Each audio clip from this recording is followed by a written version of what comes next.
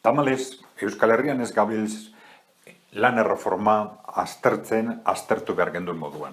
Eta ez gabiltz azterketa horretatik atera behar ziren ondorioak ateratzen. Kontutan hartu behar dugu abiapuntu moduan, lan erreformaren helburuak ez zirela diseinatuta Euskal Herriarentzat. Lan erreformaren helburuak malgutasunarekin lotutako helburu batzuk gora bera, helburu funtsezkoena zen lan kostearen murrizketak. Eta murrizketa horrekin integratzen zen Espainiarentzat diseinatuta zegoen barne devaluazioaren estrategia bat. Barne devaluazio horren helburua zen Espainiaren zorpetze mailari, egitura produktibo faltari eta sektore finanzieroaren egoerari aurre egitea.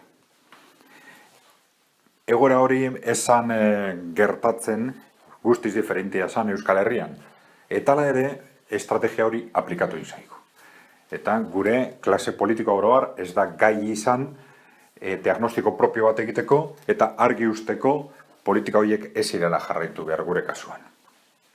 Horren ondorioz, soldata jaitsi dira bai Espainian eta bai Euskal Herrian. Euskal Herrian antza oroar Espainian baino apur bat gehiago. Eta kontutan hartzen badugu gure egitura instituzionala eta lan harremanen egitura gertatu leike erraz, proporzionalki Euskal Herrian jaistea Espainiaren bat azbestekoren baino askoz gehiago. Hori guztiz kaltegarria izango litzakera gure langiletzat jakina, baina baita ere gure egitura ekonomikoarentzat. Eta ondorio ekonomiko horiek ez gabiltz kontutan hartzen.